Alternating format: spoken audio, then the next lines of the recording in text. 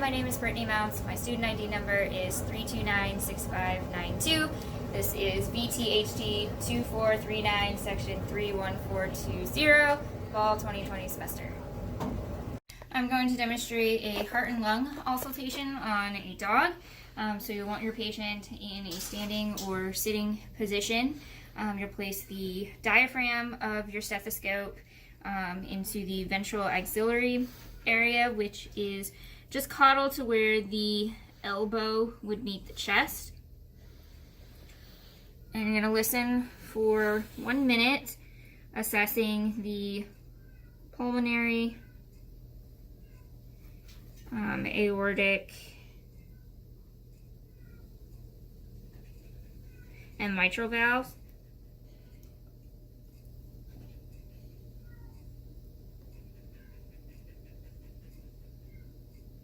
So a normal heartbeat makes a lub-dub sound, and that lub-dub is considered 1 beat. So to determine heart rate, you would time 15 seconds on a clock or watch, and then count how many beats you hear during that 15 seconds, and then multiply that number by 4, and that gives you your heartbeats per minute. And then we'll also want to listen to the right side to assess the tricuspid valve.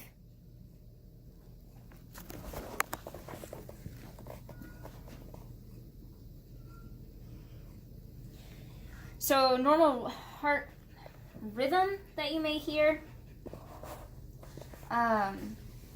is sinus rhythm or sinus arrhythmia, in which the heartbeat increases as the patient inhales and decreases as the patient exhales.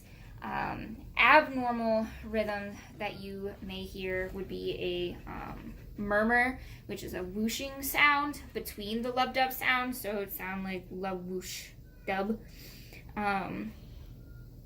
You may also hear dysrhythmia, in which the heartbeat is inconsistent or erratic, and then also potentially ventral precontractions, in which the beat is very close to the previous beat, but then there's a elongated pause with missing pulse beat. Next, we are going to auscultate the lungs. So again, using the diaphragm of your stethoscope and placing it on the chest, we're going to, since this is a smaller dog, we're going to do listen in an H pattern so that we can hear all lobes of the lungs.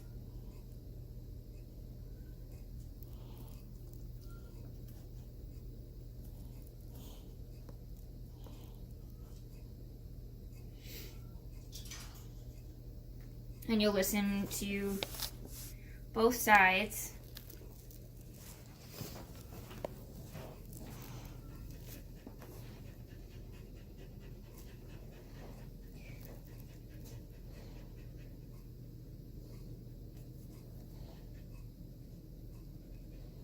And it's best if you have your patient in a sitting or standing position. So respirations are calculated in the same way that heartbeats are. So to determine respirations per minute, you would time 15 seconds on a clock or watch, and then count the number of respirations. 1 respiration is considered an inhale and an exhale. So count how many you hear in 15 seconds, and then multiply that number by 4, and that gives you your respirations per minute.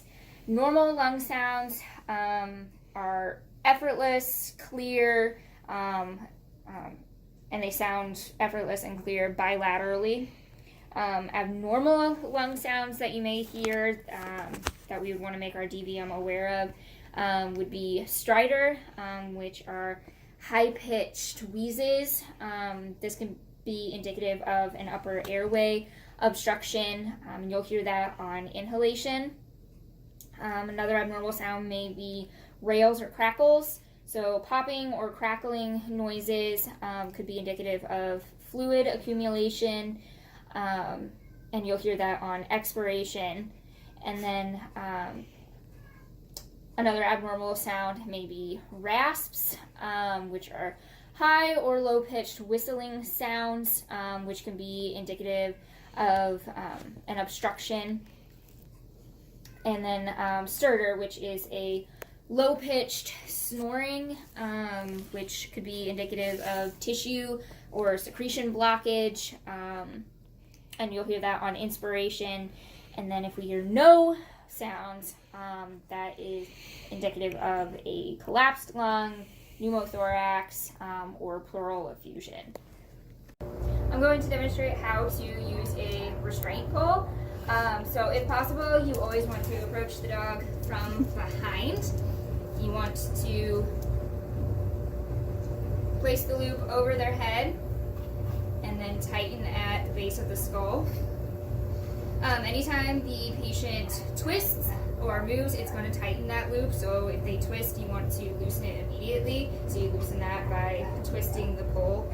It'll loosen or tighten for you.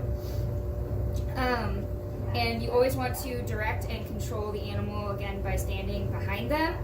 The reason for using a restraint pole is if the animal is aggressive or potentially has rabies, then the restraint pole gives you more control than a normal lead would. It allows you to stay behind them and keeps you also a safe distance away so that you can avoid potentially being bitten. I'm going to demonstrate how to properly clean a kennel. So first you want to remove any blankets, food, feces, or urine from the kennel. And then we'll be using a disinfectant called Rescue. It is important to read the manufacturer's directions for whichever disinfectant that you choose, so that you know how long the disinfectant needs to be in contact. So these instructions say to spray 6 to 8 inches away from the surface and allow to remain wet for 1 minute. So a kennel like this has 6 sides that you need to clean or disinfect. That's the top, the sides, the back, the bottom, and the door. So we will spray all of those areas. Place a paper towel behind here so that it doesn't get on the floor. Okay. And we will allow that to sit for 1 minute. Okay, so our disinfectant has been sitting for approximately 1 minute. So we are going to wipe out the kennel. It's important the order that you do this. So you want to start with the top, then move to the sides, including the inside of the kennel door, and then to the bottom. And we do this so that we're moving from from a clean area to a dirty area. We don't want to spread bacteria or contaminants in all directions. We want to move it out away from the kennel. So we will start at the top.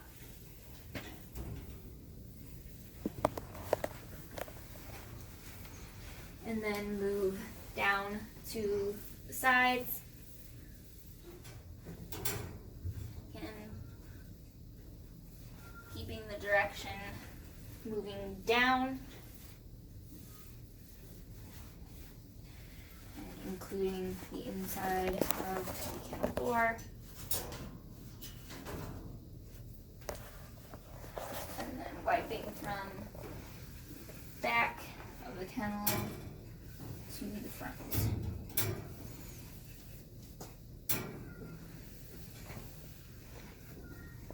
So in this video, I'm going to demonstrate how to do an anal gland expression on a dog.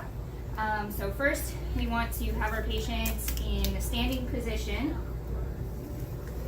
You want to put gloves on. You'll need lubricant. You want to put lubricant on your finger up to the first knuckle there. Want to place a paper towel under the rectum to catch any of the material. You're going to insert your index finger into the rectum up to the first knuckle. And then you're going to place your thumb just lateral to the rectum so that the anal gland is between your index finger and thumb.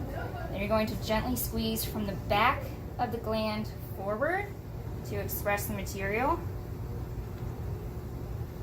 And a normal anal gland material is liquidy, similar to consistency of corn oil. And the size of the gland depends on the size of the dog. Normally they're kind of like pea size to grape size. So you can see this material is a little bit thicker, so we'll want to make our DVM aware of that.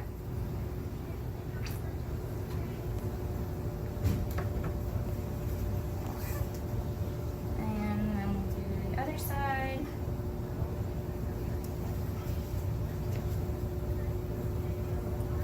Again, just gently squeezing from the back of the gland forward.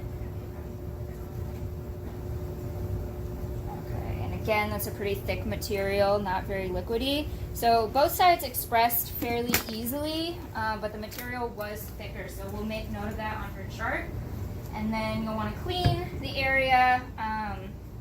We're using a waterless shampoo just to get any excess material off of there, and so she smells so nice. I'm going to demonstrate how to apply a topical medication to a cat. In this instance, it is a topical heartworm, flea, and tick preventative.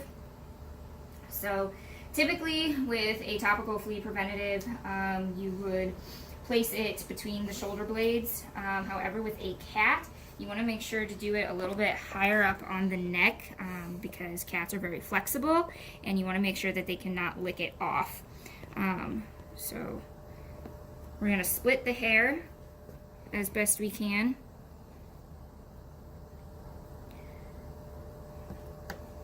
And then apply it directly to the skin.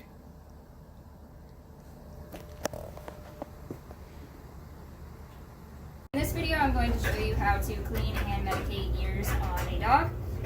So first, to clean the ears, you just want a general ear cleanser. You want to soak some cotton balls with it.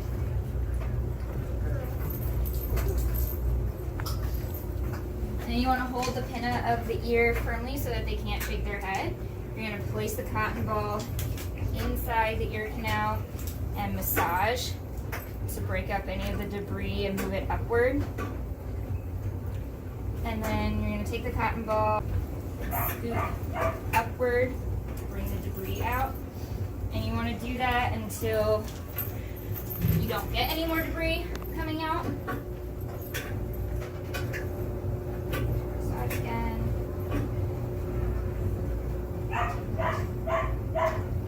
Do one more.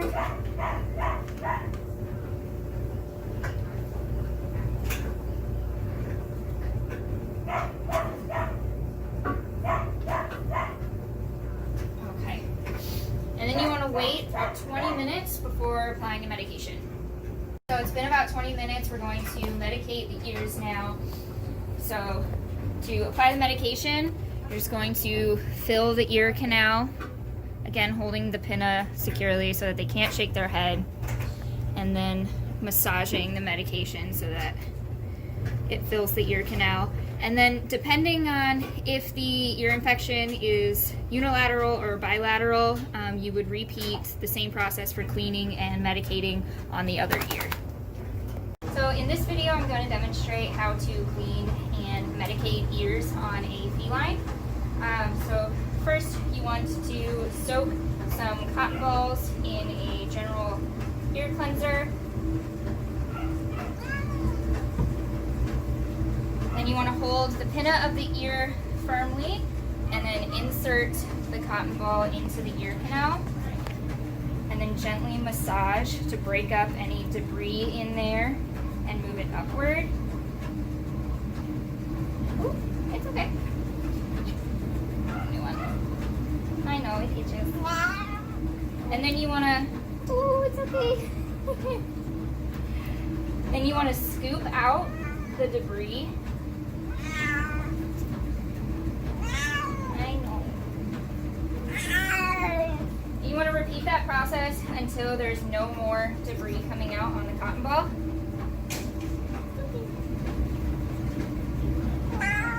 Then you want to wait 20 minutes before applying the medication. Okay, and then we're going to apply the medication. So we're just going to fill the ear canal and then gently massage. And then depending on whether the ear infection is unilateral or bilateral, so in one ear or both, you would repeat the process in the second ear. I'm going to demonstrate how to do a nail trim on a dog. So for a nail trim, you need your nail trimmers and then a clotting agent like styptic powder or quick stop. Just in case you cut into the quick, this will stop the bleeding. So you want your patient either in lateral recumbency or standing position. And then to expose the nail, you just gently press on the paw pad. This particular dog has black nails. So with black nails, it's a little bit more difficult to determine where the quick is. So you'll want to start by just clipping off a very small amount at a time.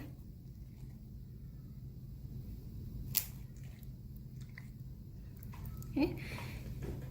And then what you're looking for with the black nails is, it's okay,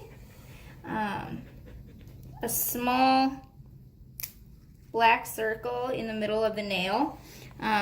When you see that, you'll know that you're very close to the quick.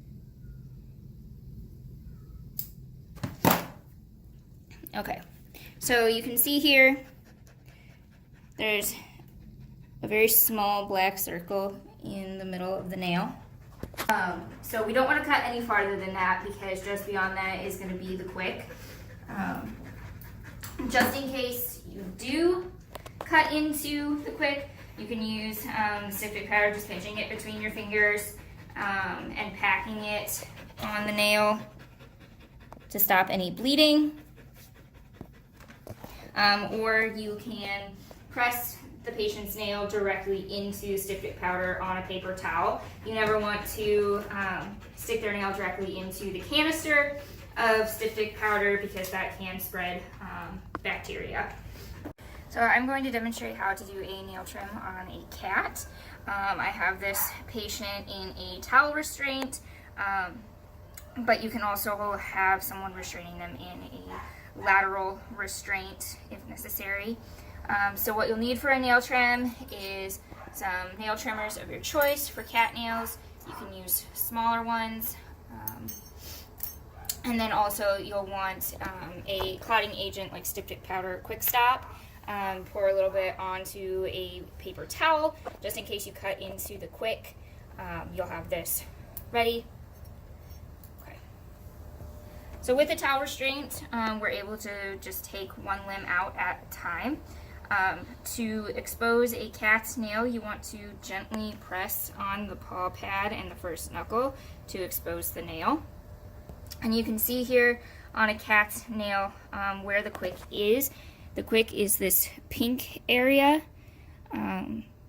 So that is the area that supplies blood to the nail. You don't want to cut into that because it will be painful and the patient will bleed.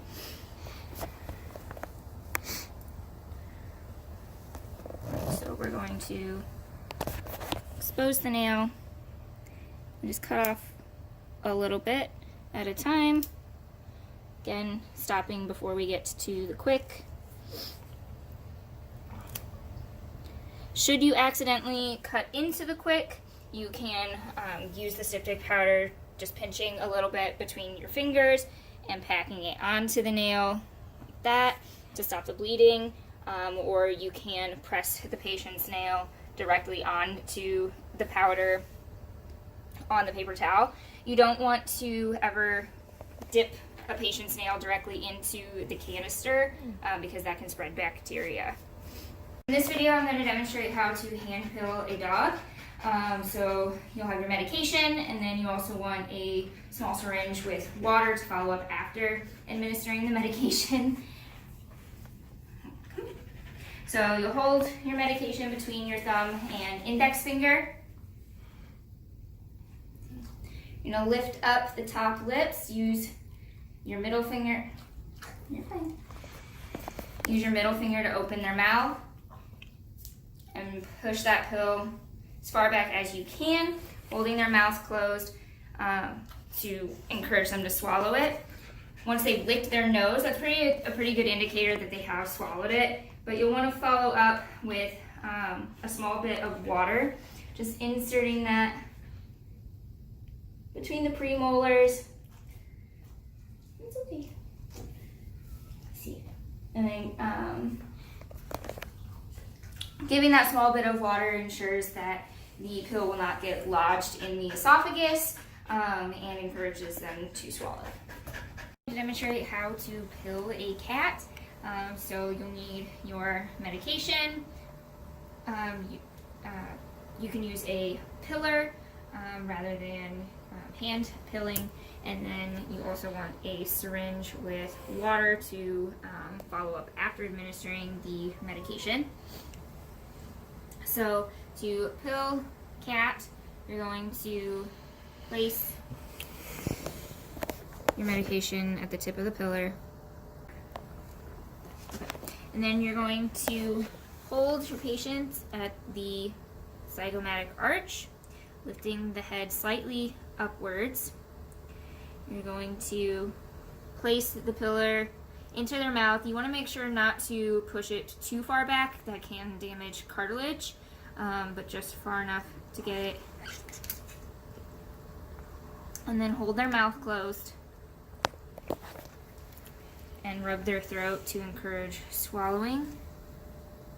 And once they've licked their nose or their mouth, that's a pretty good indication that they have swallowed it. But you'll want to follow up with a small bit of water in a syringe. Just place the syringe behind the premolar, or between the premolars.